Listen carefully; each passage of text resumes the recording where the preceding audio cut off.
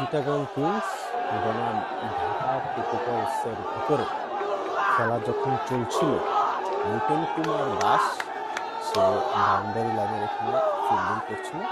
তখন দর্শক গ্যালারি থেকে দর্শকরা লিটন কুমার দাসকে ভুয়া লিটন, ভুয়া লিটন, ভুয়া এই ধরনের স্লোগান দিচ্ছিল। এখন এই ধরনের স্লোগানটা আসলে কতটুকু ভদ্রতার পর্যায়ে পড়ে? একজন ন্যাশনাল টিমের প্লেয়ারকে আপনি যখন ভুয়া ভুয়া বলবেন, কতটুকু ভদ্রতার ভিতরে থাকে, কতটুকু সীমা লঙ্ঘন হয়, একটু কথা বলা দরকার। দেখেন, লিটন কুমার দাস বাংলাদেশ ন্যাশনাল টিমের প্লেয়ার। লিটন কুমার দাস বাংলাদেশের সম্পদ। লিটন কুমার দাস বাংলাদেশের জন্য খেলে, তার নিজের ফ্যামিলির জন্য খেলে না, বা নিজের ফ্যামিলি বা নিজের জন্য খেলে না, বাংলাদেশকে সার্ভিস দিচ্ছে লিটন কুমার দাস। এখন লিটন কুমার দাসের যদি কোনো রকম ল্যাকিংস থাকে, লিটন কুমার দাসের যদি কোনো রকম দুর্বলতার জায়গা থাকে, এটা কাজ করা উচিত বাংলাদেশের যে ব্যাটিং কোচ আছে কিংবা বাংলাদেশের যে হেড কোচ আছে, সে এটা রিকভারি করে দিবে।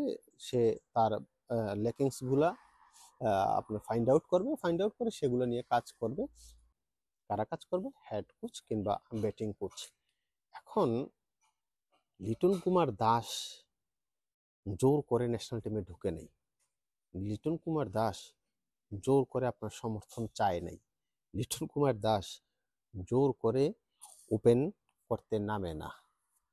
বাংলাদেশের প্রেক্ষাপটে এর চাইতে ভালো ব্যাটসম্যান নাই, কিংবা বাংলাদেশের প্রেক্ষাপটে এর চাইতে ভালো ওপেনার নাই। সবচেয়ে বড় কথা হচ্ছে নির্বাচনেই সে টিমে খেলে, আপনার পছন্দ হোক না হোক।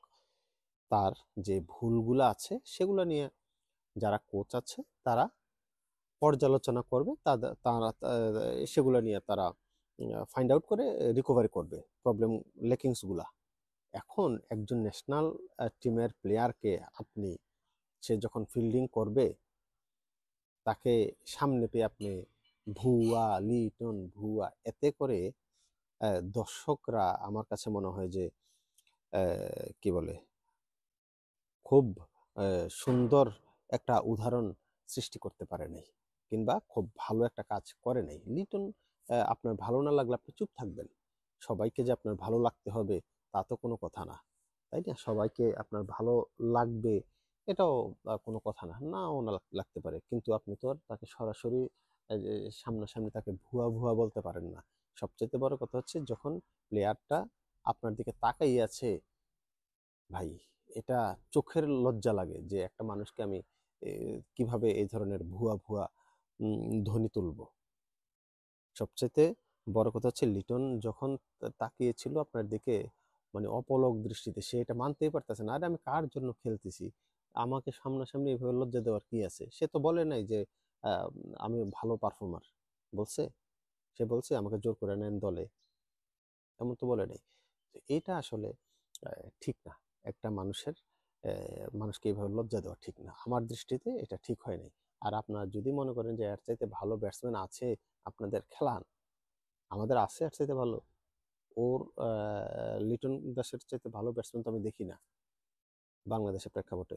অফ ফর্ম থাকতে পারে, ইনফর্ম থাকতে পারে, যদি ভালো না লাগে দলে নিবে না তাকে, কিন্তু তাকে এভাবে লজ্জা দেওয়ার কোনো মানে হয় না। তার যে অঙ্গভঙ্গিটা হয়েছে যখন তাকে ভুয়া ভুয়া বলতেছিল, এটা আমার কাছে খুবই, মানে কি বলছে, নিজের কাছেই লজ্জা লাগছে যে একটা ন্যাশনাল টিমের প্লেয়ারকে আমরা কিভাবে এইভাবে লজ্জা দিতে পারি, কিংবা একজন ন্যাশনাল টিমের প্লেয়ারকে কিভাবে সরাসরি এভাবে ভুয়া ভুয়া চিৎকার করতে পারি। এটা দর্শক হিসাবে আসলে আমরা ভদ্র হতে পারি নাই, জাতি হিসাবে আমরা আসলে ভদ্র হইতে পারি নাই। এটা এটা আমার দৃষ্টিকোণ থেকে ভাই এটা যায় না, এটা ভালো হয় নাই জিনিসটা। ও পারফর্ম করতে পারে নাই, তার কারণে আপনি দর্শকের এখানে চিল্লে চিল্লে ওর সামনে তাকিয়ে রয়েছে, আপনি তার সামনে তারে বলতেছেন যে ভুয়া ভুয়া। ভাই, এটা মানতে পারলাম না দর্শক হিসাবে। এটা এটা ভদ্রতার সীমা লঙ্ঘন করছে। আমার দৃষ্টিতে এটা ভালো হয় নাই।